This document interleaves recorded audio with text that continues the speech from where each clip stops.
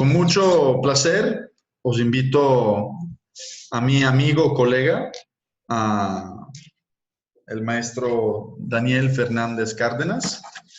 Gracias, Daniel, por aceptar esta invitación y estar aquí con nosotros como ponente en este curso de catalizadores urbanos. Entonces, os voy a leer un poco el currículum de Daniel, un poco para ponernos en contexto. Daniel es graduado de la licenciatura de Administración Financiera por el TEC de Monterrey. Cuenta con maestría en Dirección de Empresas Inmobiliarias por la Universidad de Barcelona y una maestría en Vivienda Colectiva y Urbanismo siempre por la UPC. Tiene experiencia laboral en empresas inmobiliarias como Coinox, Servicios Maple, Ascensus y Desarrollos Delta. Colabora con la revista Chicaus como columnista y escritor. Es fundador y presidente de Open House Monterrey y cofundador de sitio Cowork Business Center. Gracias, Daniel, por estar aquí con nosotros. Gracias por la presentación y hola a todos. ¿Todos son alumnos tuyos, Graciano? ¿Hay invitados? No, no hay invitados. Hoy eres el único invitado. Este es el salón de clase. Ese es el salón de clase. Es algo más íntimo y más doméstico. Muy bien, excelente. Bueno, mi idea era presentarles un poquito de lo que para mí es el espacio público y cómo lo he tratado yo. Y desde el punto de vista de distintos puntos de vista, cómo me ha tocado vivirlo. Como les decía Graciano, tengo experiencia trabajando con desarrolladores, que son los que se dedican a construir edificios privados, y ya sea venta o renta, y pues tienen obviamente una manera de ver el espacio público, ¿no? Luego también pues he sido ciudadano, peatón y conductor y ciclista y demás en diferentes ciudades. Graciano y yo vivíamos juntos en Barcelona. También estuve en Vancouver unos meses y pues la mayor parte del tiempo aquí en Monterrey. Y otra manera de verlo pues es en esta participación que he tenido y de la que hablaré más adelante, de una asociación civil que se dedica a la promoción de la arquitectura. Y pues nada, espero que aprendan algo hoy viernes por la noche.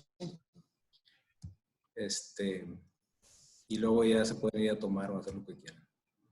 No, y realmente no pueden ir a ningún lado porque estamos en COVID, Daniel. Por lo tanto, digo, pueden ir al frigorífico de su casa a tomarse una cerveza.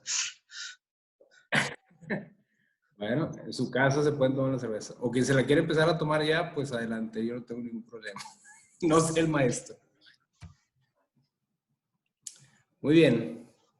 Entonces, titulaba a la charla Jugadores, Prioridades y Ciudades, puesto que me ha tocado en esta experiencia desde que estaba escogiendo la carrera y que yo ya sabía que me interesaba el tema de la ciudad y de la relación entre las personas y de lo que sucedía en la calle, en el espacio público, que yo, pues siendo de Monterrey, para mí lo veía muchas veces desde el carro y era algo pocas veces de vivir la plaza, el callejón, esto, aquello, porque pues realmente yo crecí en un suburbio, ¿no? Entonces, siempre me había llamado la atención el tema de la ciudad y decía, oye, ¿por qué cuando vamos de viaje andamos a pie y estamos conociendo la ciudad a pie y vamos aquí, vamos allá? Y en mi ciudad no hacemos eso, ¿verdad? Entonces, creo que nos pasa muchas veces cuando ya te haces de tu vida cotidiana, más en una ciudad moderna o moderna entre comillas, donde el carro es el rey, pues empiezas a perder a veces o muchas veces ese sentido de qué es la ciudad y vivir la ciudad, ¿no? Y más bien estás entre un edificio y otro y te pasas de un estacionamiento a otro. Y bueno, las prioridades de cada uno de los jugadores, como les decía, he trabajado en diferentes áreas, puntos de vista, y entonces llama la atención de estos puntos de vista del desarrollador, del ciudadano, del académico, del arquitecto, del financiero, cómo vemos las ciudades, ¿no? Y bueno, para comenzar, creo que todos estamos conscientes que México ha ido cambiando en los últimos años, sobre todo desde los 60 para acá, en búsqueda de esa modernidad, ¿no? Y siempre hablan los políticos de ser un país, una potencia y de ser de primer mundo y de acabar con la pobreza y de esto y aquello. Y muchas veces es más lo que dicen que lo que realmente se hace, ¿no? Y en ese intento por ir buscando esa modernidad, se ha ido también perdiendo un poco de lo que nos caracteriza como mexicanos, ¿no? Cada ciudad tiene sus identidades propias también, pero hay un colectivo mexicano que nos identifica a todos y que creo que pues, se ha ido modificando con el tiempo, con aciertos, con errores, con noticias muy malas, con noticias muy buenas, con cambios de ideología en los partidos que nos gobiernan, en estas llegadas de empresas multinacionales que nos van conquistando. Entonces todo eso va cambiando también nuestra identidad como mexicanos poco a poco y muchas veces ni siquiera nos damos cuenta, ¿no? Aquí, por ejemplo, puse la imagen del Monumento a la Revolución, que originalmente iba a ser el Palacio Legislativo. En 1910 se empezó a construir y cuando estaba el presidente Porfirio Díaz, quería tener este edificio majestuoso, algo similar al Capitolio de Estados Unidos, donde todos los legisladores fueran pues a participar y a trabajar. Y en eso estalla la Revolución Mexicana. Y entonces la obra se queda detenida, pasan 11 años de la Revolución y terminan derrocando al presidente de ese entonces, Porfirio Díaz, y entonces queda esta gran estructura que apestaba a lo que ya no era la revolución, sino las ideas previas del México de Porfirio Díaz, que era mucho más de derechas, y la revolución pues traía unas ideas de cambio del pueblo, de izquierda, que dijeron, ¿qué hacemos con esta cosa, no? Entonces, por mucho tiempo se quedó ahí detenida. El arquitecto, que era francés, Émile Bernard, propone al nuevo gobierno revolucionario hacer ahí un cementerio y un monumento para los héroes de la revolución. Y cuando estaban en pláticas, pues muere el arquitecto y muere el presidente y entonces se acaba el proyecto, ¿no? Y no fue hasta 1938 que llevaron ahí a los cuerpos o las cenizas de los héroes de la Revolución y se le llamó el Monumento a la Revolución. Y más adelante vamos a volver a ver ese proyecto, pero me parece que es un poco de cómo podemos ir viendo lo que originalmente iba a ser un edificio público majestuoso para el gobierno y los poderosos, termina siendo una plaza pública para el pueblo y pues, un lugar de encuentro para el ciudadano, ¿no? También en Monterrey nosotros tenemos esta gran plaza, la Macroplaza, de la cual creo que presumimos más de lo que realmente tiene de valor. Son creo que 40 y tantas hectáreas de concreto, donde sí hay muchas manifestaciones. Es muy común que vayan ahí los Tigres y los Rayados cuando ganan, casi nunca, pero también ha sido lugar para manifestaciones como la de hace poco, el 8M, de las mujeres que fueron ahí a reclamar en contra de la violencia de género, ¿no? Entonces, estas plazas, estos espacios públicos, muchas veces los gobernantes los hacen con una idea de generar esta idea de mucha majestuosidad y tanto, y la realidad es que luego el ciudadano la toma y la usa a su conveniencia y a sus necesidades, ¿no? Los jugadores de los que hablaba, que participan en el espacio público, pues son obviamente el gobierno, que en la mayoría de los casos es quien promueve el espacio público, sobre todo en escalas mayores.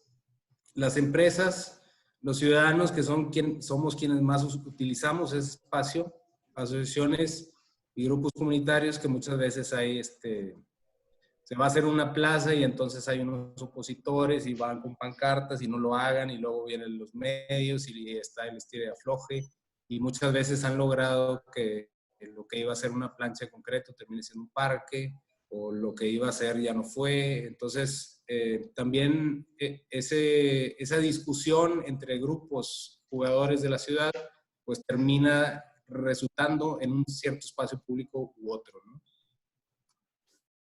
Y bueno, quise hablar en escalas. Creo que hay diferentes escalas de espacio público y creo que los eventos internacionales pueden ser los causantes o los medios para lograr estos proyectos de gran escala, ¿no? Como eventos internacionales me refiero a unas olimpiadas, a un mundial, a unos panamericanos, etcétera, donde el gobierno local o estatal busca fondos adicionales a los que normalmente no tendría acceso, con la excusa de que ya tiene que hacer este gran evento y que tiene que atender a estos visitantes, que tiene que dar una buena cara de la ciudad, y entonces va a buscar recursos federales y por lo general se le apoya y se logran estos eventos, ¿no? Ha habido casos ejemplares alrededor del mundo de este tipo de eventos que han llevado a grandes transformaciones en las ciudades. Creo que de los más importantes, uno es la Exposición Universal de París de 1889, que los que a lo mejor nunca han oído hablar de ese evento, pero claro que han oído hablar de la Torre Eiffel, ¿no? Entonces, la Torre Eiffel fue este marco de acceso, de bienvenida a los 30 y tantos visitantes, 30 y tantos millones de visitantes que llegaron a París en 1889 a conocer esta gran exposición, donde lo que era muy moderno entonces, y pues, quizás ya no lo suene tan moderno ahora, pero había máquinas para fabricar cigarros, había máquinas para hacer relojes, máquinas para hacer teléfonos, entonces telégrafos, eso era como la última tecnología, es como ir ahorita ahí a una exposición de Apple, ¿no? Era como lo wow. Entonces, ese evento que eran muy comunes en esas épocas, hubo en París, en Chicago, en Barcelona y algunos otros, se prestaban para mostrar las últimas grandes innovaciones, ¿no? Incluso las mismas obras, la Torre Eiffel y en la foto del lado derecho es la Galería de las Máquinas, obras de ingeniería estructural muy interesantes cuando se empezó a usar las estructuras de acero, ¿no? Otro caso ejemplar más reciente son los Juegos Olímpicos de Barcelona de 1992. Aquí creo que es quizás el evento internacional de gran escala pues, más ejemplar o quizás el mejor ejemplo para los urbanistas, ya que se vio el Juegos Olímpicos desde un inicio como un proyecto de transformación de la ciudad. No únicamente vamos a hacer los Juegos Olímpicos porque queremos traer los Juegos Olímpicos y salir en la televisión durante un mes o dos, sino que queremos cambiar Barcelona. Y desde esa idea arrancaron planeando los Juegos Olímpicos. Y como pueden ver aquí en la imagen del lado derecho superior, se atacaron 4 zonas de la ciudad principales, ¿no? Que eran 4 zonas que estaban bastante decaídas y que se utilizó como excusa los Juegos Olímpicos para transformar 4 grandes áreas de la ciudad, ¿no? Aquí al centro es el ensanche barcelonés, es una gran área de manzanas rectangulares, que yo creo que es la foto más común que podemos ver de Barcelona, con esas manzanas chavadas. Y luego estas zonas pues quedaban alrededor de ese ensanche, que era lo que estaba más desarrollado y más modernizado, ¿no? Y luego, bueno, pues aquí viene la Gran Diagonal, que es la avenida más importante de la ciudad, y que conectaba desde la avenida del área olímpica de la Diagonal, donde se encontraban hoteles, centro de convenciones y algunos deportes, como por ejemplo el club de polo, con el área del mar, ¿no? Donde estaba la Villa Olímpica, que pues dieron cabida a más de 15,000 deportistas y jueces y entrenadores, y que después esas viviendas se quedan para ciudadanos de Barcelona, ¿no? Y toda el área del mar que se desarrolló y que ahora pues es playa, es Puerto Olímpico, etcétera, que pues es esta área acá, ¿no? Aquí en chiquito podemos ver la Villa Olímpica, luego el Hotel Arts, que pues fue de lo más nice que había ahí, sigue siendo bastante caro, y luego un área de comercios, de playa, de deporte, donde también se desarrollaron actividades más que ver con el mar, como fue la competencia de vela, ¿no? Luego el área de Montjuic, que está arriba de la montaña, es donde fueron la inauguración, vistosos, los clavados, acá está la alberca olímpica, el Palacio de San Jordi, la torre de Calatrava, que es donde pues, pasaban las comunicaciones y los medios, toda la información, ¿no? Entonces fue un proyecto muy interesante que utilizó a los Juegos Olímpicos en la ciudad, ¿no? Y bueno, casos nacionales, también tenemos las Olimpiadas de México 68, unos Juegos Olímpicos que pues han sido controversiales por lo que vemos que sucedió en Tlatelolco 10 días antes del inicio de las Olimpiadas, que pues se desarrollaron con un poco de esta vibra gris. Sin embargo, tuvieron muchos aciertos. Ahí estuvo a cargo el arquitecto Pedro Ramírez Vázquez como presidente del Comité Olímpico Mexicano y como director de los proyectos a realizarse durante las Olimpiadas, previo a las Olimpiadas. Y pues ahí tenemos la Ruta de la Amistad, que en paralelo a los Juegos Olímpicos se realizó por primera vez unas Olimpiadas Culturales promovidas por el mismo arquitecto, y que uno de los proyectos para esta promoción o para el arranque de esta promoción fue la Ruta de la Amistad, que es la ruta escultórica más grande del mundo, donde hubo escultores poniendo obras de distintos países, hubo escultores de los 5 continentes, tiene 17 kilómetros de largo las esculturas, digo, no las esculturas, la ruta escultórica conteniendo más de 19 esculturas. Y bueno, algo interesante ahí es que todas estas esculturas estaban sobre la calle o sobre plazas o sobre espacio público, y que ahora con el tiempo han ido perdiendo ese sentido de público. Y por ejemplo aquí esta escultura, que quizás es la más famosa porque está dentro del Estadio Azteca, pues es el Sol de Calder, que la podían visitar todos los ciudadanos y visitantes, y que ahora pues únicamente el que le va a la América, ¿no? Entonces, ¿cómo se ha ido perdiendo pues ese sentido público de lo que originalmente era, privatizando o cerrando tras murallas o rejas, ¿no? Lo mismo pasa con la Villa Olímpica, similar a Barcelona, a los deportistas, mientras estaban los deportistas aquí durmiendo y yendo a hacer ejercicio, a la pues estaba la cacería de estudiantes de la UNAM, todavía con ese problema que hubo de Tlatelolco y que está a unas cuadras de la Villa Olímpica, pues seguía habiendo como esta tensión que sucedía en las calles de la Ciudad de México a la par de los Juegos Olímpicos. También la Villa Olímpica ahora está tras rejas, hay una caseta de acceso y ha perdido ese sentido las plazas y las áreas comunes deportivas de entonces originalmente sí era, pero se ha ido privatizando de cierta forma. Lo mismo pasa con Ciudad Universitaria, que es donde se realizaron la mayoría de los eventos deportivos y que quedó en las inmediaciones de la Universidad Autónoma de México, la UNAM, y que creo que no se ve mucho, pero ahí abajito se ve la reja donde le han ido cerrando a las inmediaciones del estadio, de la pista, de los edificios, etc., ¿no? Entonces también ese sentido de lo público se fue perdiendo. Otro evento interesante que sucedió aquí en Monterrey, que me tocó ya vivirlo, las Olimpiadas del 68 todavía ni nacíamos, entonces pues es historia. Esto también es historia, lo viví.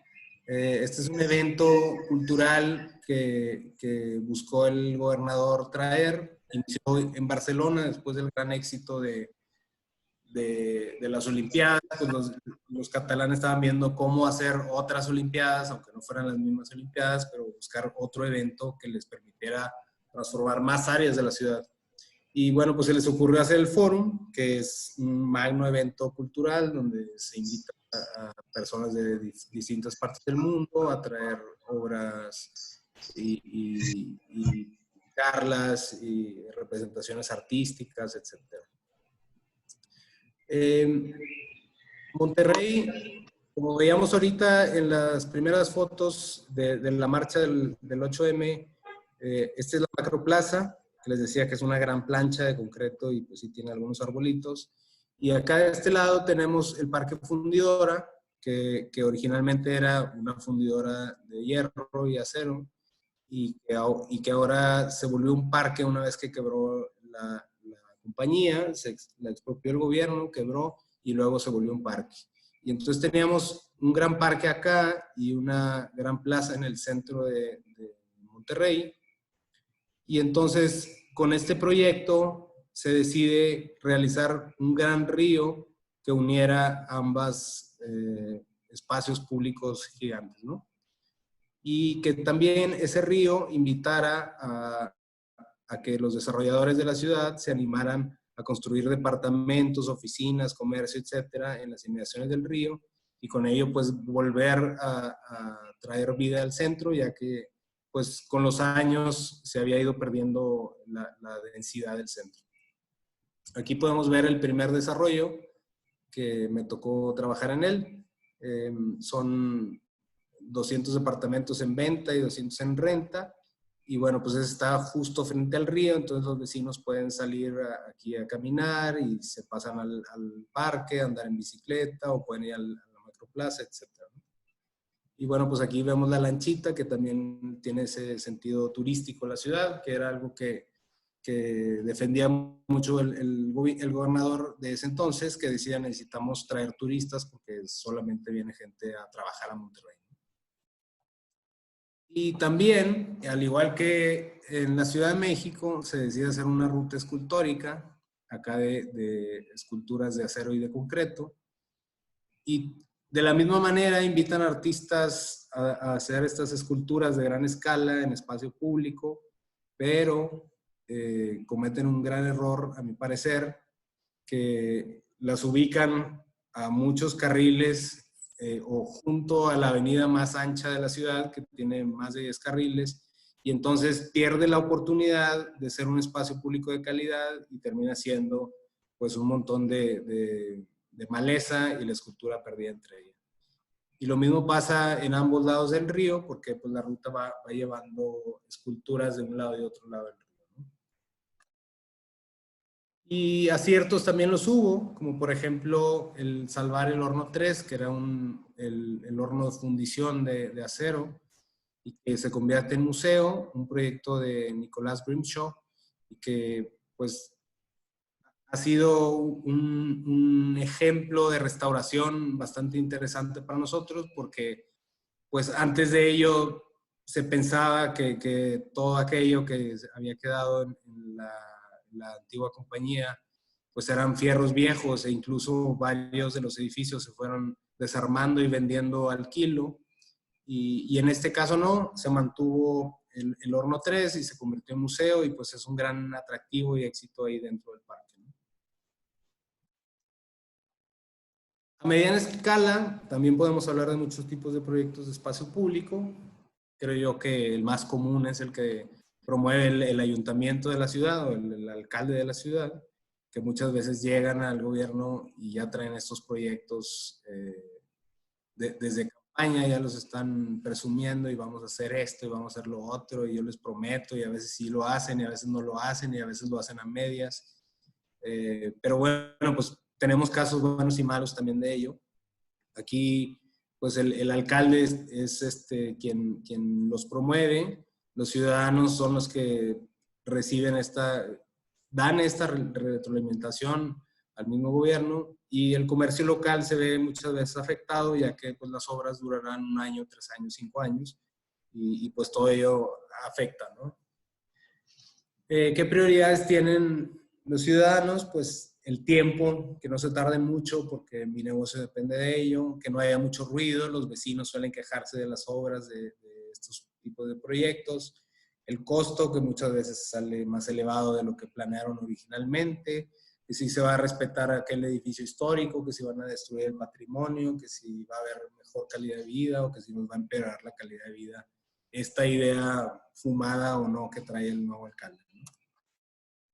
Un caso ejemplar pues, fue la remodelación del pueblo, del centro del pueblo de Bañolas, que es un pueblo medieval ubicado al norte de España, donde todas estas callejones, plazas, etcétera, pues ya se habían ido destruyendo la superficie, porque por todo ahí pasaban carros, estacionaban, pasaba agua a veces, luego la canalizaron y entonces ya no pasaba, pero ya todo eso era un montón de lodo y de mugrero. Y aquí con el proyecto de Mías, lo que se decide ir haciendo y en varias fases es con materiales de la misma región utilizados para construir el pueblo, que principalmente es el mármol travertino, pues darle esa unión por medio del material y por medio de devolver el agua mediante estos pequeños ríos que pueden ver, que es básicamente el agua de riego para la zona de alrededor que es agrícola, ¿no? Entonces, ahí mismo van sucediendo como todas estas actividades y vas viendo que hay agua a lo largo de todo del centro del pueblo y luego pues hay espacios donde los niños juegan o donde una pareja se sienta y ve el agua, o donde estás comiendo en una terracita tomando un café. Muy contemporáneo, pues, porque su diseño lo marca con esas líneas muy rectas y todo, pero se adapta bastante bien al pueblo medieval que es donde se asienta, ¿no? Y bueno, aquí en México, inicialmente quería hablarles de los panamericanos y de un parque de Guadalajara, y lo dije, pues, ¿qué les voy a enseñar yo a ellos? Mejor hablo nada más de proyectos de México y de Monterrey, ¿no?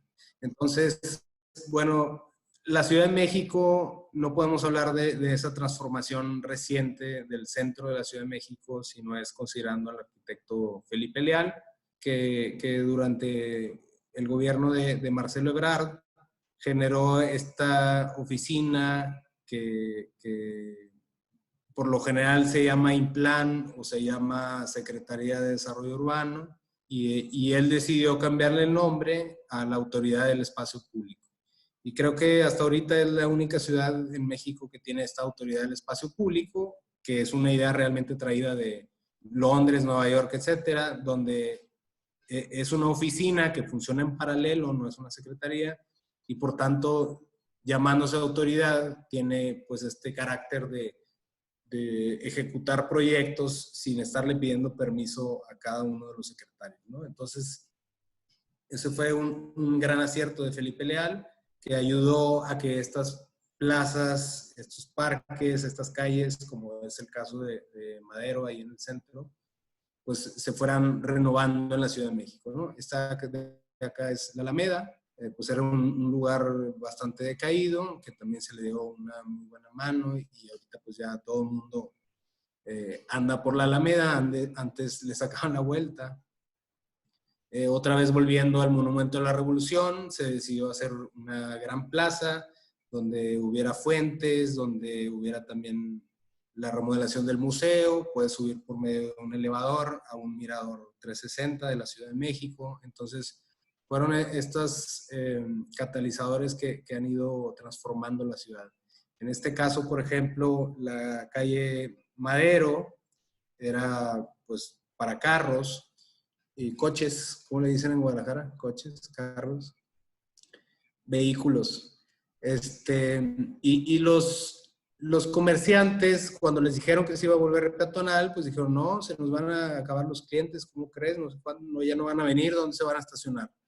Y lo que pasó fue todo lo contrario, se llenó de gente esa calle, y ahora los comerciantes de las calles paralelas también quieren que se hagan peatonales, ¿no? Entonces, pues fue un gran acierto, y con esos ejemplos de cómo funciona la ciudad y cómo ya como ejemplo de caso exitoso, se va convenciendo más fácil al ayuntamiento, a la ciudadanía, a los comerciantes y a demás jugadores a cómo podemos ir haciendo la ciudad.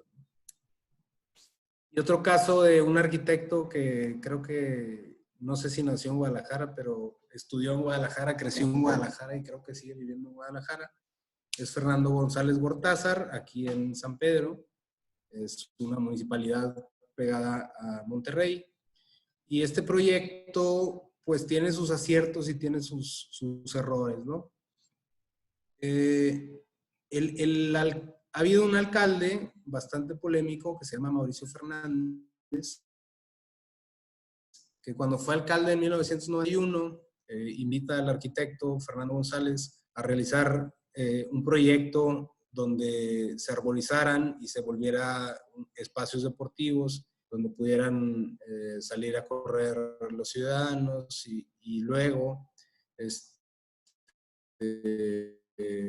se volvió un espacio totalmente dirigido a deportistas, ¿no?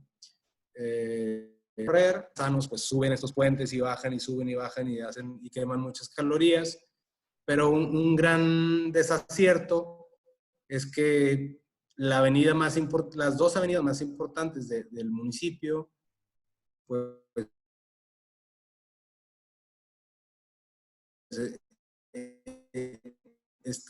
y entonces el que va a trabajar en pantalón de mezclilla y necesita cruzar la calle, la banqueta, pues no tiene la misma calidad del espacio como si la tienen los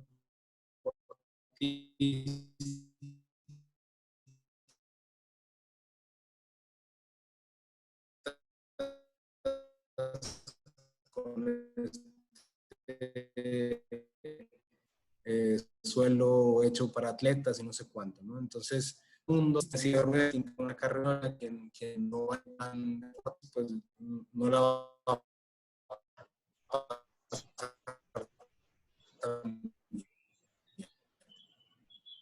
Daniel, entonces Está cortando. Daniel, creo que es una oportunidad perdida Daniel, que justo ahora se encuentra en obras y esperemos que, bueno, el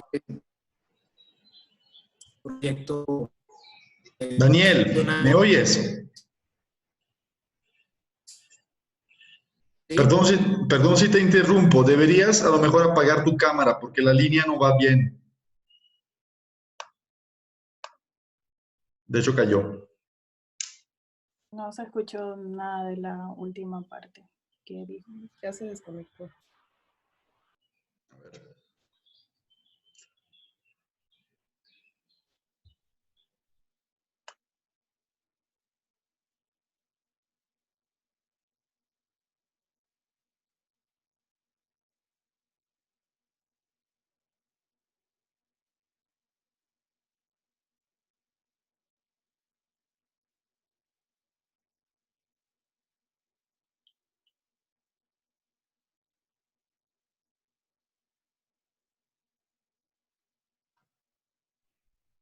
Ahora intentar Ahí mejor.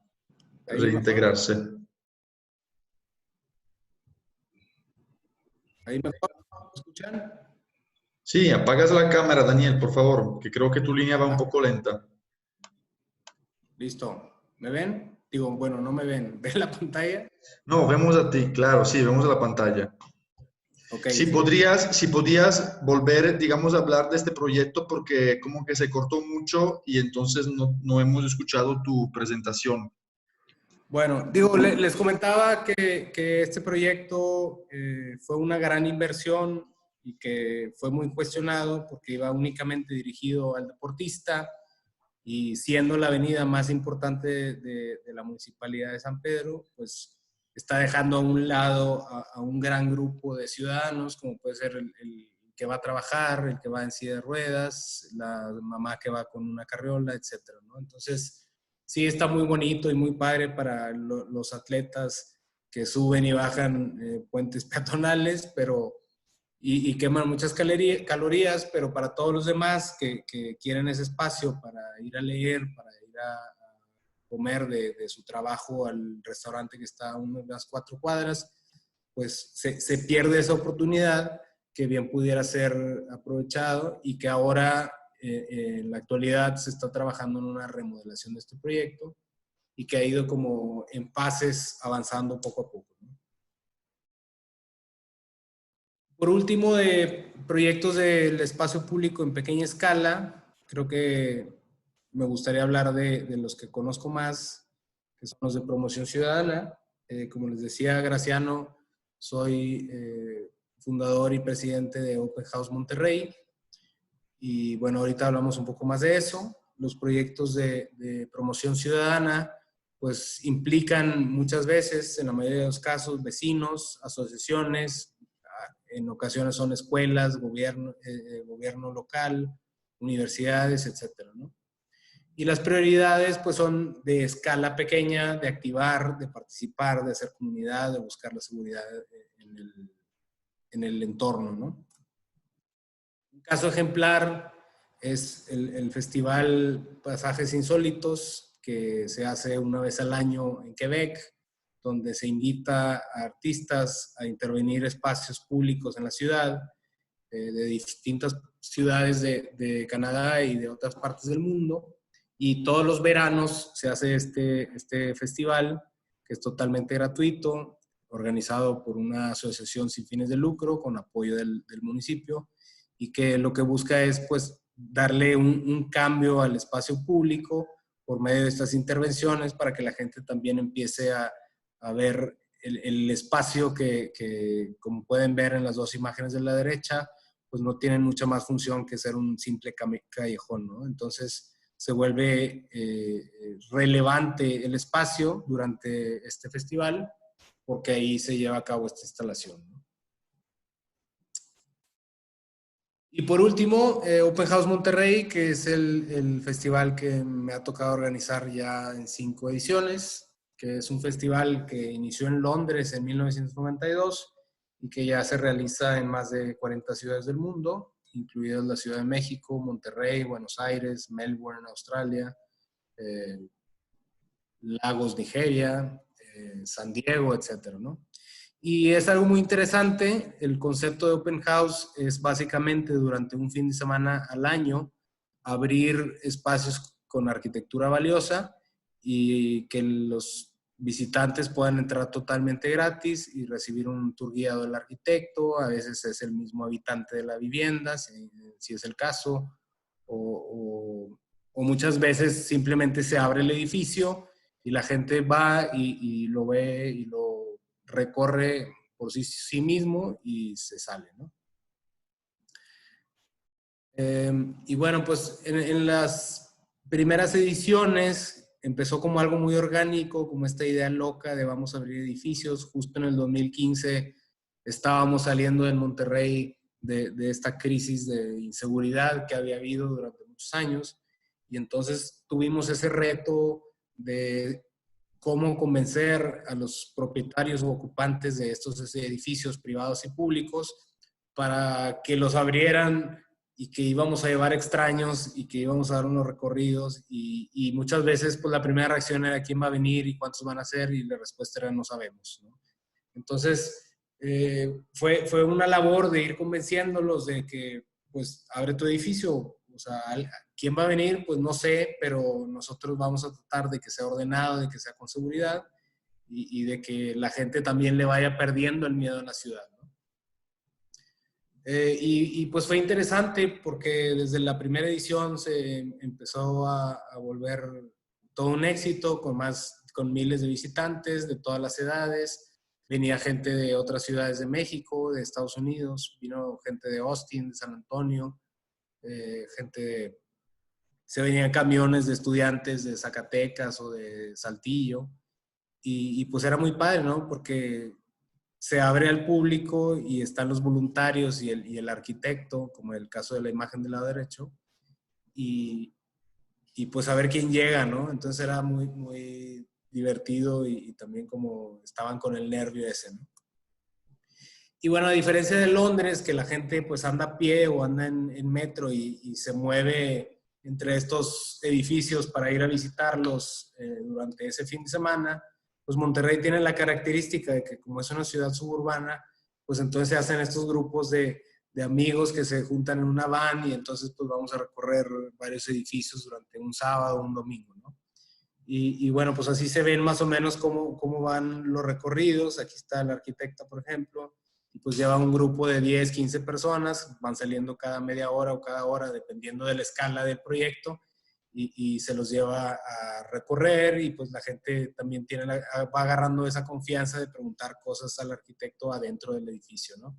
Y como lo visitan estudiantes, otros arquitectos, y puede haber familias y puede haber vendedores de bienes raíces y puede haber cualquier persona, pues entonces se vuelve un grupo heterogéneo que genera en cada recorrido pues una experiencia distinta, ¿no? Aquí abajo, por ejemplo, podemos ver el Centro Roberto Garzazada de Tadabando, que también participa en el festival y que pues es uno de los edificios más visitados por obvias razones. Y en paralelo al festival realizamos algunas actividades, como en este caso fue un panel sobre la identidad regiomontana y pues se invita a personas a discutir temas de la ciudad, como han sido la movilidad, la identidad, la historia, el espacio público, etcétera, ¿no? Entonces cada año hay un tema y se hace una charla respecto a ello, ¿no? Para dar inicio y para dar fin al evento, que dura únicamente 48 horas, y en esas 48 horas, pues hay 50 edificios abiertos, pero a lo mejor nada más alcanzas a conocer 10 o 15 los más locos que pues se levantan muy temprano y se van muy tarde, ¿no? Y otra actividad que hacemos es Open Muro, que en paralelo, aquí por ejemplo estamos en el barrio La Esperanza. Estas casas de aquí eran utilizadas, bueno, este es un barrio de escasos recursos, ubicado en el Cerro de la Campana. Estas casas de aquí eran utilizadas como casas de seguridad donde tenían gente secuestrada, y pasando este asunto de la inseguridad, pues ya eran viviendas abandonadas, ¿no? Y entonces los mismos vecinos querían cambiarle la cara a esas viviendas y que se volvieran ahora espacios comunitarios dentro de su colonia, ¿no? Entonces, con el apoyo de artistas urbanos, pues le cambiamos la cara a esas casas. Aquí el mural dice vida, quedó muy chiquito la foto. Y acá pues son unos pajaritos, ¿no? Entonces, esa actividad que nos llevó a colaborar artistas urbanos, nosotros como organizadores del festival, algunos vecinos, ella es Celina, que es una trabajadora social que está de lleno ahí en el barrio, auspiciada por el TEC de Monterrey, y que pues han ido poco a poco cambiándole la cara al barrio y volviendo esto un tema más comunitario. Obviamente cuando estas eran casas de seguridad, pues este barrio estaba, los vecinos estaban reprimidos, era un tema bastante inseguro, estaba controlado por grupos de narcotraficantes, y pues ahora los vecinos estaban retomando lo que era suyo, ¿no? Que era este barrio Esperanza. Y bueno, también hicimos murales en Bajo Puentes, por ejemplo, visitas en obra, visitas con casco, donde pues vamos a conocer torres, casas en construcción, etcétera, y pues el recorrido es muy distinto a ir a conocer un edificio ya terminado, porque vas viendo también el proceso de la construcción. Y luego proyectos de espacio público. Aquí pasa una avenida y abajo de la avenida había este tubo que bajaba agua, y pues este barrio, similar a lo que pasaba en Bañolas, en España, bajaba el agua de la montaña, y entonces pues esto era un caos, ¿no? Entonces se hizo un proyecto, se cerró y se canalizó el agua por otro lado, y ahora en ese tubo, donde pues algunos años estuvo abandonado, se realizó una biblioteca, y entonces ahí todos los vecinos pueden ahora ir a consultar libros, a utilizar el internet, etcétera, ¿no? Y a estas casas pues se les dio un tratamiento a las fachadas y se realizaron estos andadores, escaleras, esta calle es peatonal 90% del tiempo, Y entonces pues ya hay estas relaciones de vecinos de lado a lado, ¿no? Entonces se ha vuelto un proyecto bastante exitoso, ¿no? Y pues eso es todo. Si quieren pasamos a la parte de preguntas o no sé cuál sea la dinámica, Graciano. Tú nos dices. Muchas gracias. Antes de todo, muchísimas gracias, Daniel. Y yo esos ejemplos que mostraste no los conocía, entonces es material muy valioso, ¿no? Que para mí, digo, porque realmente esos ejemplos de los pasajes estos artísticos o este último ejemplo que mostraste de Open Muro, ¿no? Son realmente cosas muy interesantes y que tienen que ver con estas escalas que comentaste. Creo que es muy interesante el punto de vista este que platicamos, ¿no? De los jugadores y prioridades, ¿no? Porque al final esta casa comunitaria que es la ciudad lleva, ¿no? A todos sus habitantes a tener prioridades diferentes. Ahora te haría una pregunta más, digamos, sobre tu vivido, ¿no? Porque leo bastante tus columnas que escribes en el Chic House, ¿no? Donde hablas de espacio público, ¿no? ¿Tú crees que, digamos, por lo que tiene que ver más que nada con la sociedad ahora de Monterrey, entonces de esa ciudad que está en el norte de México, está cambiando, o, digamos, la mentalidad hacia el espacio público, es decir, hacia la búsqueda de un espacio público más para el convivir, más a escala humana, más un espacio abierto y inclusivo, digamos, estos ejemplos más bien, o las iniciativas, digamos, municipales, se quedan como elefantes blancos, ¿no? O sea, que realmente no tienen luego un éxito, no siguen dentro, digamos, la gente no las asume, ¿no? Como de ellas mismas. Sí, yo creo que varía y creo que en todas las ciudades de México, y seguramente ustedes pueden decir lo mismo, depende de quién sea el gobernante en turno y cuál sea su visión y su manera, su sentido o su visión de ciudad, ¿no? Como un gobernante puede llegar y decir, que fue el caso aquí en Monterrey, por ejemplo, un alcalde dijo, vamos a emular grandiosas ciudades como San Antonio y Houston. Entonces, bueno, pues ese gobernante traía esta mentalidad de que ser como una ciudad tejana sería la panacea, ¿no? O la utopía. Cuando la realidad es que también hay otros gobernantes que llegan con ganas de hacer proyectos urbanos interesantes que den opciones, ¿no? Al final, esto de caminar, de andar en bici, de andar en scooter, pues son opciones de movilidad. Y, y, el, y el parque, por ejemplo, la banqueta te da opciones o te quita, ¿no? Una banqueta muy ancha, pues te da más opciones para poner mobiliario urbano, para poner iluminación, para poner árboles más frondosos, para que las fachadas de los comercios sean más atractivas. Y una banqueta muy angosta, pues limita todo aquello, ¿no? Lo mismo con el parque, ¿no? Un parque puede ser únicamente y enrejado para que vayan niños, o puede ser un parque que tiene muchas funciones y que puede ser un espacio para perros, para adultos, para deportistas, para niños, para parejas, para lectores, ¿no? Entonces, y para fotógrafos. Entonces, depende mucho de la experiencia y del el background que tenga ese gobernante en turno y obviamente su consejo de asesores para ver si una ciudad va a caminar hacia un lado o hacia el otro, ¿no? Creo que de ello depende.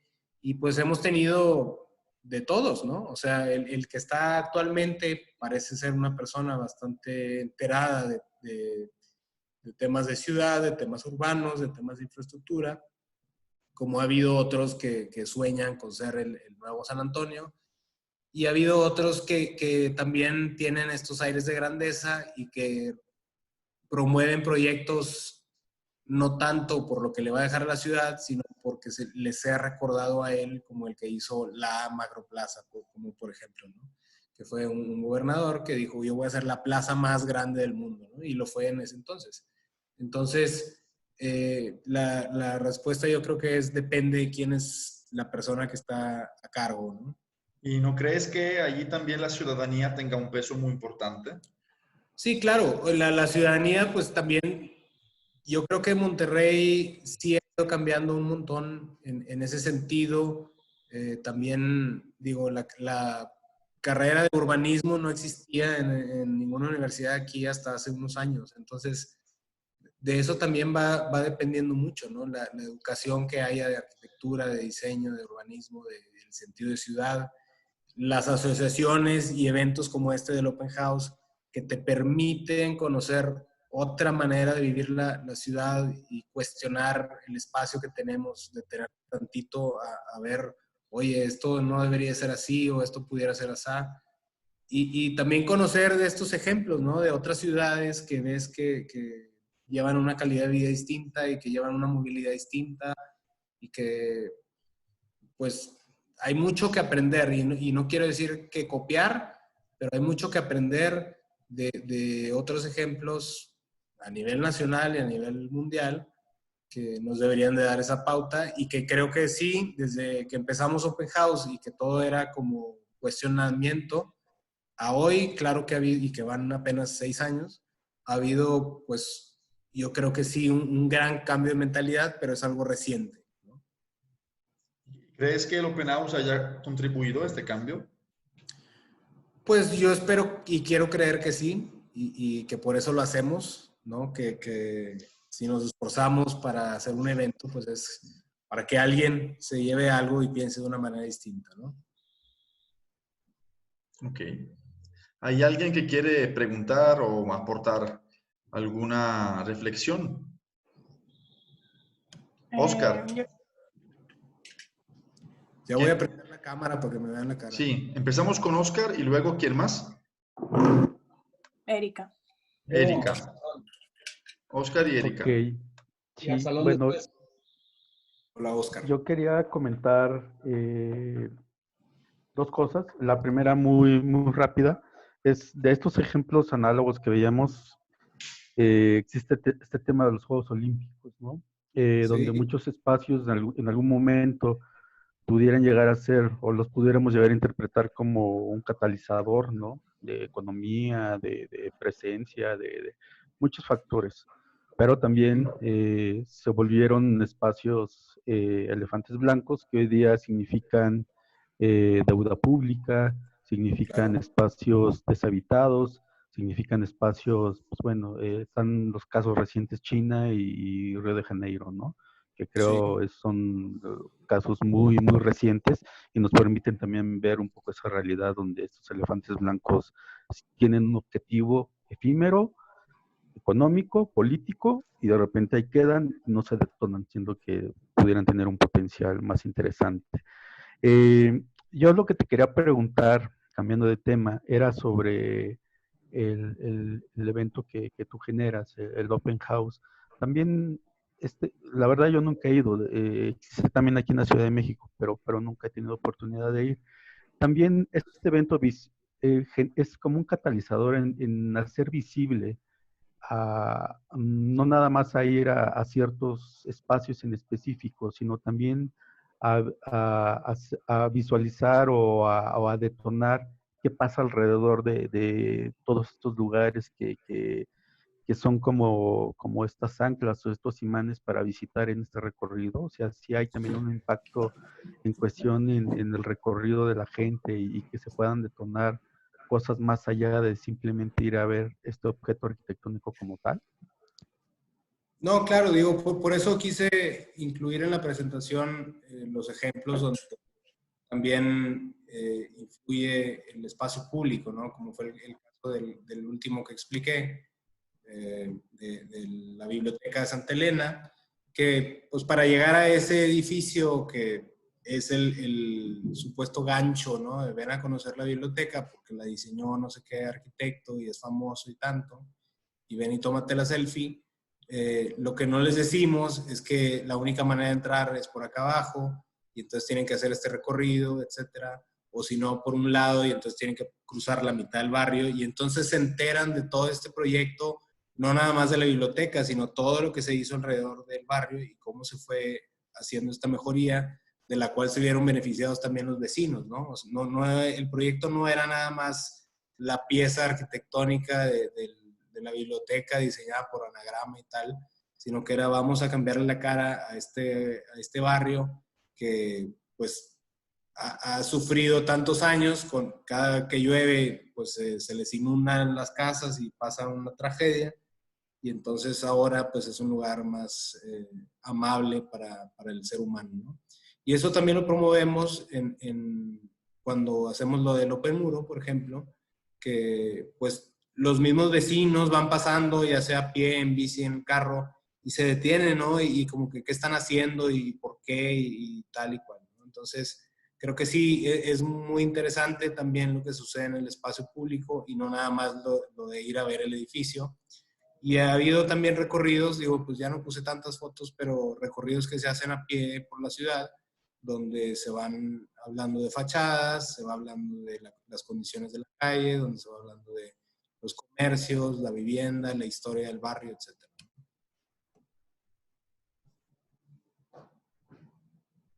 Gracias.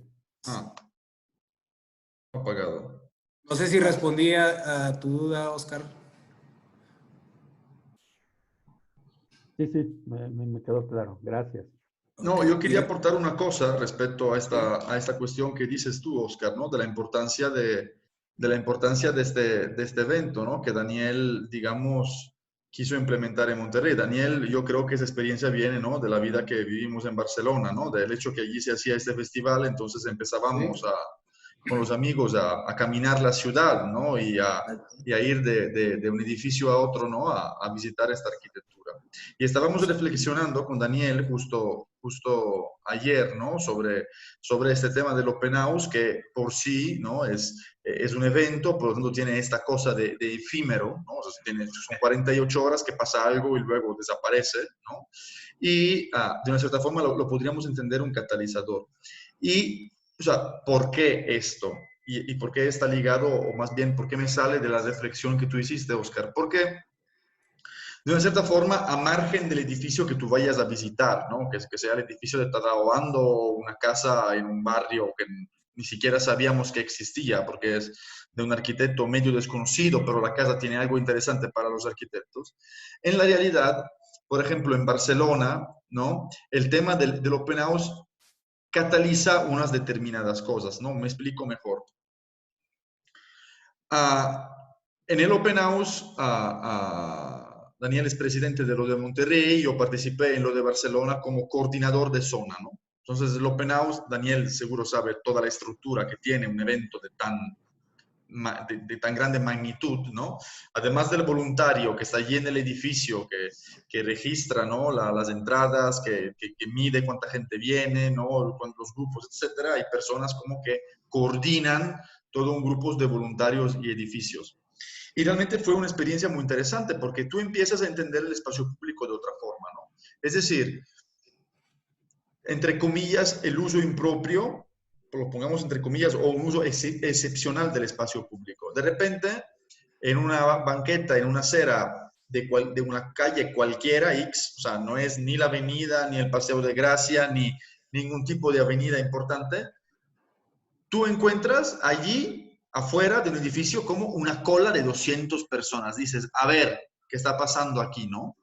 Entonces, realmente empiezas a cuestionarte, o sea, de cómo te funciona el espacio público, de las medidas que tienen los espacios públicos, ¿no? Es una cuestión muy interesante que nos ponen delante unos eventos, digamos, a veces también no planeados. Es decir, claro, el Open House sí está planeado, por lo tanto hay una persona que forma la cola, ¿no? Que cada no sé cuántas personas te deja entrar. Pero la misma reflexión la hicieron muchos urbanistas después de los ataques a las torres del 11 de septiembre, ¿no? Es decir, tú tienes tanta densidad en un espacio, ¿no? En una torre, ¿no? Tienes 200 niveles, no sé cuántos miles de personas podrían caber ahí. Pongamos que las torres no se hubieran caído, pero por razones de seguridad, claramente se estrella el avión, la gente baja de la torre, ¿no? Vas escapando, ¿no? Mucha gente luego entonces se preguntó, toda la gente que alberga esos edificios podría caber en ese espacio público. O sea, realmente tienen ese tamaño. Entonces, ¿a dónde voy? Estoy haciendo como un cuento largo. Que estos eventos, como el Open House, o eventos, digamos, impropios, o eventos, digamos, no planeados, así muy masivos, realmente nos ponen delante a un uso del espacio público que no estamos acostumbrados. Y el mal uso, lo que estábamos hablando de una cierta forma con Bruno Munari, o un uso impropio, o un uso tan raro, también a lo mejor nos hace descubrir unas calidades que tienen esos espacios públicos que normalmente no hubiéramos visto, ¿no? Porque ver en una banqueta cualquiera 400 personas, una al lado de otra, dices, a ver, y el mismo recorrido, Daniel, es interesante, ¿no? Porque cuando tú llevas, digo, no sé si en Monterrey pasa, pero cuando llevas grupos de personas, me imagino como en los edificios de l'Eixample, ¿no? De la expansión de Barcelona, en casas privadas, ¿no? Que son edificios que no están planteados para poder dar lugar a toda esta gente, ¿no? Para poder hacer entrar a esta gente, te hace descubrir también, te cataliza más bien la descubierta, ¿no? De unas determinadas formas de usar unos espacios, ¿no? O unas determinadas formas, o unas determinadas características que tienen los espacios, que tú a lo mejor nunca te hubieras enterado si no se daba este evento, ¿no? Y de hecho es interesante porque eso Daniel lo comentó, el tema que en ciudades compactas, el tema del Open House genera en la gente que participa, ¿no? Como público al evento, cataliza una determinada organización. Es decir, o sea, la gente se plantea el recorrido que tiene que hacer, porque sabe que, porque en el manual que te dan, cuánto tiempo más o menos va a durar la visita en un edificio, cuánto tiempo va a durar la otra, los horarios de apertura y de cierre, ¿no? Por lo tanto, allí a lo mejor dices, ok, este año voy a mirar, ¿no? Los edificios de este barrio, ¿no? O de esta colonia. El año que viene esto. Claro, como Daniel comentaba, en Monterrey o en un tipo de ciudad planteada para el carro, todo ese tipo de dinámica no se puede dar porque tienes que agarrar un carro y ir al otro lado de la ciudad, ¿no? Entonces eso te lleva a descubrir otras cosas, ¿no?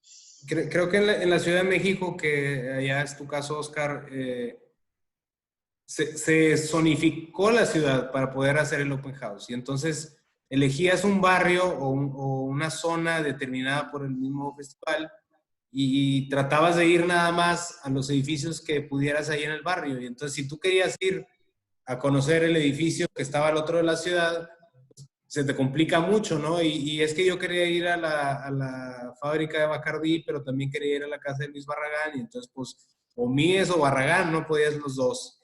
Y algo que tenía de ventaja ciudades compactas, o tiene de ventaja ciudades compactas como Barcelona, pues es que puedes llegar rápidamente. Otra cosa que sucede es que también, como la ciudad es más compacta, más gente se entera de este evento y los visitantes son muchísimo más, ¿no? A Barcelona, al Open House Barcelona van 100,000, 150,000. Aquí en la Ciudad de México creo que fueron cerca de 20,000 y en Monterrey pues son 6,000. Entonces, también la facilidad de ir a varios recorridos que te brinda la ciudad misma, pues por otro lado te lo complica porque se van a hacer estas filas enormes, ¿no? Y en Monterrey a lo mejor sí hay filas, pero no son tan grandes porque pues no toda la gente va a ir a visitar 10 edificios como quizás sucede en Barcelona o en una ciudad compacta, sino que a lo mejor van a 2 o 3, ¿no? Entonces, pues se vive distinto el festival. Y eso también nos da una manera de ver la ciudad distinto. Exactamente. Eso sería esto de conocerlo, el mismo evento, cómo se desarrolla en una ciudad y otra, y entonces nos puede dar algunas conclusiones, ¿no? Que sería algo interesante poder hacer el viaje a los distintos open houses. Bueno, que es lo mismo que pasa cuando mostraste esta imagen de estas grandes esculturas que estaban al lado de la autopista, ¿no? Es que parece casi que en el carro se meta Rainer Banham, ¿no? Para poder ver esas esculturas en movimiento, ¿no? Parece casi como decía Luigi Snozzi, ¿no? Tengo que ir a 300 por hora y con mi croquis, ¿no? Haciendo croquis, esbozos, porque si no, no entiendo la ciudad, ¿no? La ciudad.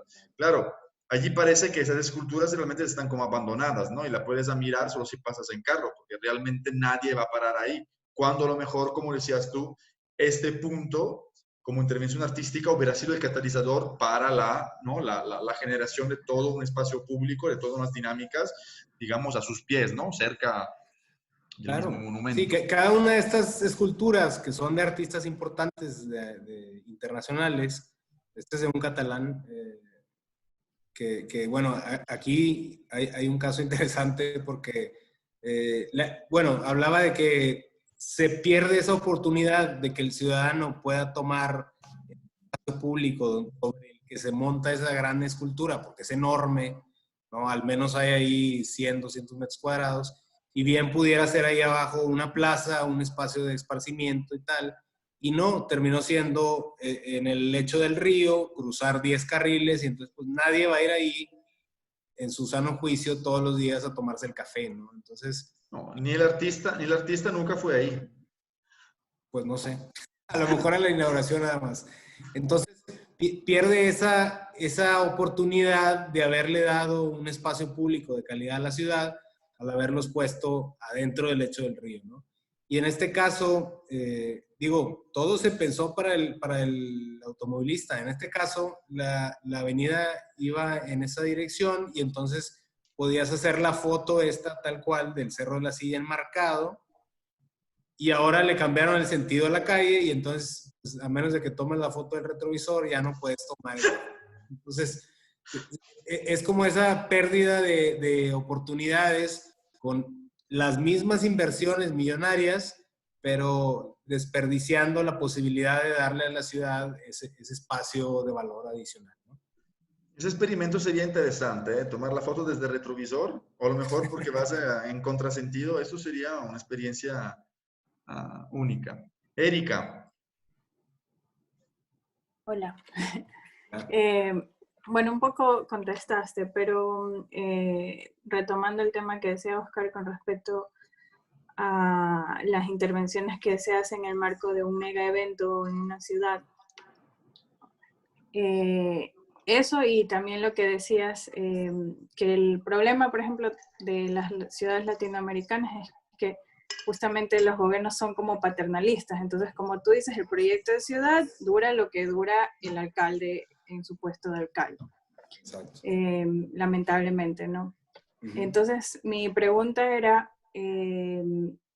o sea, ¿qué se hace cuando el espacio público no fue apropiado y entonces no hay, ¿cuál sería la palabra? Pues, o sea, como desde el punto de vista del desarrollador, como tú dices que trabajas en eso, ¿cómo Sí. haces para que sea eso eficientemente económico? O sea, ¿cuál es tu opinión con respecto ahí? ¿Qué es lo que se debería hacer ahí? Desde tu punto de vista, desde player de desarrollador, no de la... Lado económico.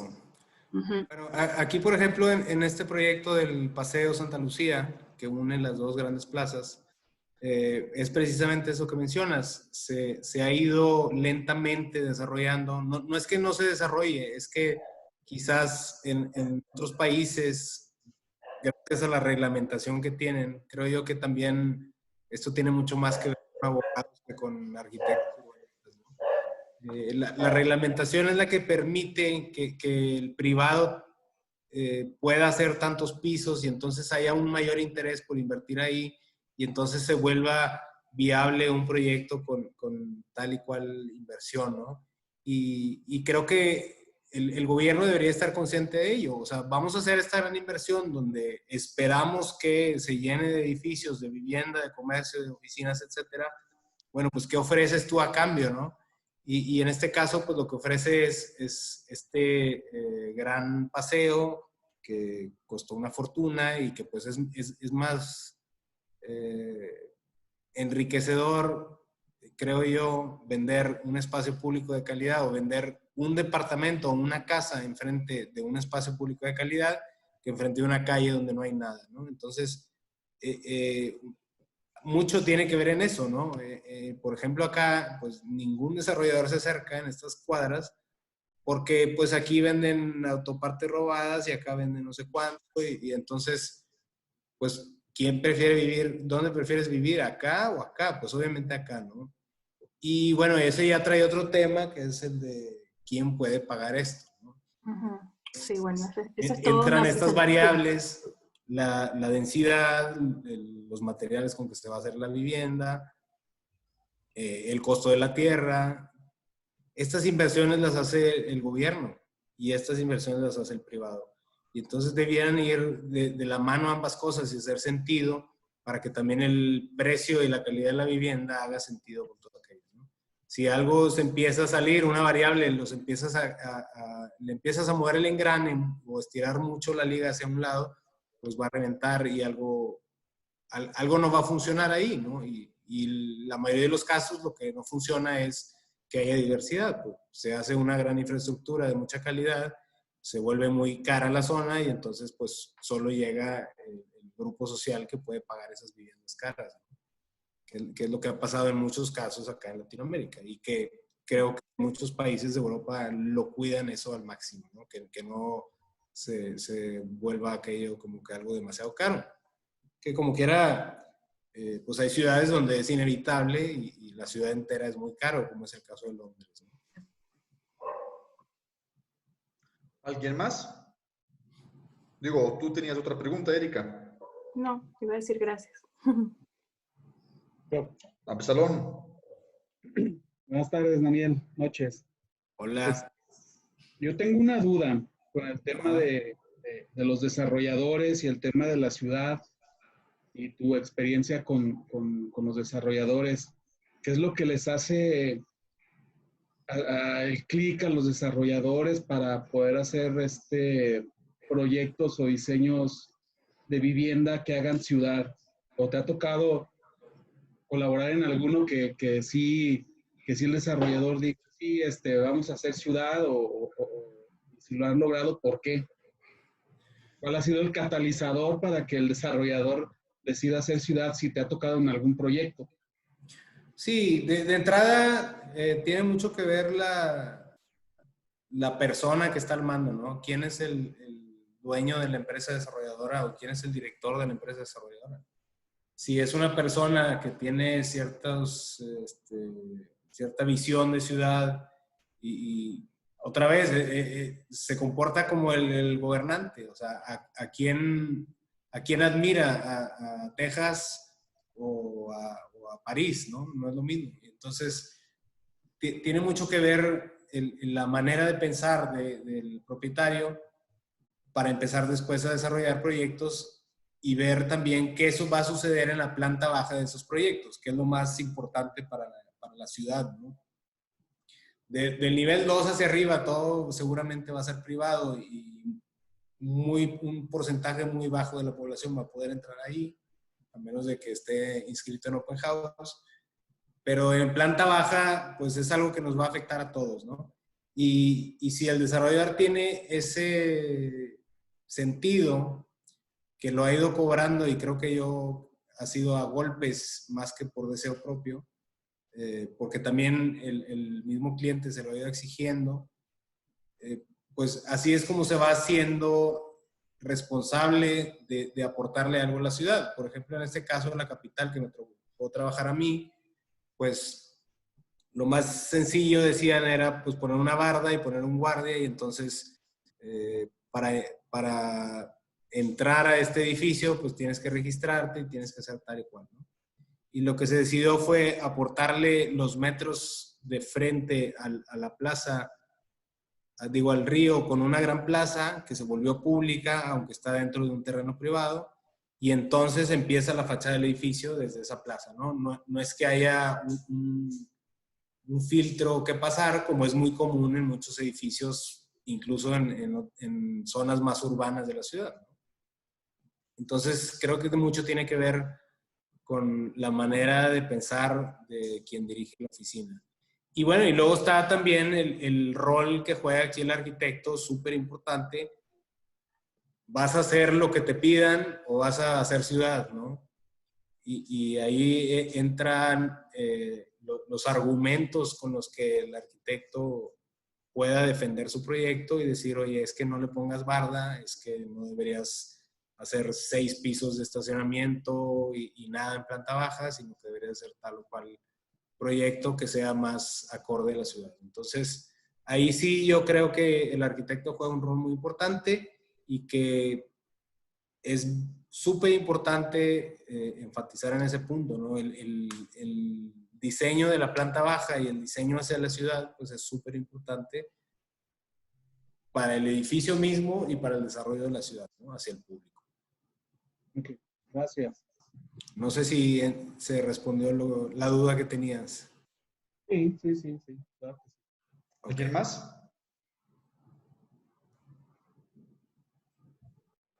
Sí, buenas noches, Daniel. Hola, Octavio. Comentar así nada más rápidamente de la Macroplaza. Les comparto una experiencia.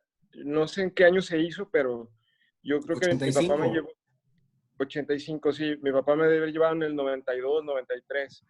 Ok. Ahorita que comentas que fue la plaza más grande del mundo por algún tiempo. O sea, fíjense cómo, bueno, yo era un jovencito y no sé, me sentía como en Marte, aparte de que es roja la plaza, y si mal no recuerdo. Y pues nada más comentar un poco de la escala humana. O sea, fue una caminata tremenda la que hicimos mi papá y yo. Y no sé si todavía exista un grupito de cuadras que eran unas cuadritas coloniales, poquitas, como 6x6 del Monterrey antiguo. Sí, Y el entonces barrio antiguo. fue pues padrísimo, cruzarnos la calle a unas cuadritas acogedoras, llenas de Eso está bien aquí. restaurantes, con árboles coloniales, con piso de piedra. Ajá. Pues bueno, hemos estado comentando mucho aquí en la clase, nos ha hecho mucho énfasis Graciano de la escala humana en todos los sentidos. Ajá. Sí, el barrio antiguo pues, es lo que quedó de, ¿no? Zona, pues sí, tiene esta arquitectura más pues, ¿cómo le llamaremos? Histórica.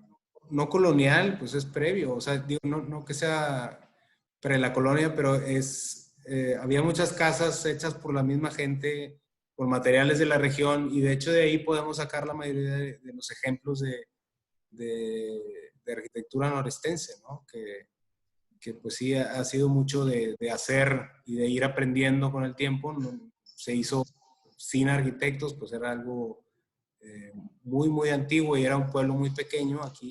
Digo, Monterrey no empezó a crecer hasta finales del siglo XIX.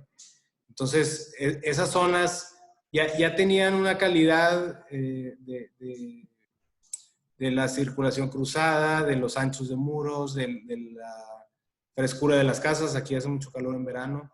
Y pues todos esos valores de la arquitectura de esa época se han ido perdiendo y se ha vuelto más genérico, y entonces ahora tenemos estas cajas de vidrio y de block, ¿no? Entonces, sí, ahí hay mucho que rescatar en ese barrio antiguo, tanto los edificios como las mismas técnicas utilizadas antiguamente y que sin ser arquitectos fueron aprendiendo cómo llevar una vida con mejor calidad. Cuando no existía el aire acondicionado, los abanicos y el hielito. Bueno, entonces yo creo que ya podemos terminar. Daniel, realmente ha sido muy interesante escucharte porque siempre te escucho hablar de vivienda colectiva y ha sido muy interesante tu opinión, ¿no? Sobre el tema del el espacio público, ¿no? Sobre todo porque tienes esta visión, ¿no? Que al final no es de arquitecto, de urbanista, pero al final que has trabajado y que tiene que ver lo que haces tanto con los desarrolladores, con arquitectos y con urbanistas, ¿no? Por lo tanto, muchísimas gracias para esta presentación. Realmente me quedo con diferentes ejemplos que te voy a robar, ya te lo digo públicamente, Okay. porque realmente son muy interesantes y creo que realmente explican, ¿no? Como esta cuestión de cómo muchas veces lo efímero, la acción, ¿no? Pueda realmente catalizar unos cambios que luego se materializan en lo físico, ¿no? El evento, esos eventos de 48 horas, de 20 horas, etc. Sí. Por lo tanto, muchísimas gracias de haber pasado con nosotros estas horas de este... Vernácula era la palabra, Octavio, que se me estaba escapando. Vernácula. Sí, muchas gracias. Gracias, Dani. Muchas gracias por haber pasado estas horas con nosotros. bueno, no creo que hubieras salido, digo, porque el COVID está allí también, pero Sí. qué bien que nos diste chance de escucharte. No, gracias a ustedes por darse el tiempo. Espero que hayan aprendido algo. Bueno, ya sabes que estás invitado en la entrega final. Entonces, Perfecto. allí ya veremos si algo te han aprendido. Muy bien. ¿Eso será en qué es? En En 2 semanas. 2 semanas. Ok. También va a ser virtual entonces. Todo va a ser virtual. Bueno, Bien. muchísimas gracias, Daniel. Gracias a ustedes. Un placer y que tengan un buen fin de semana todos. Muchas Hasta luego, Daniel, que estés bien. gracias. Gracias. Hasta luego. Gracias.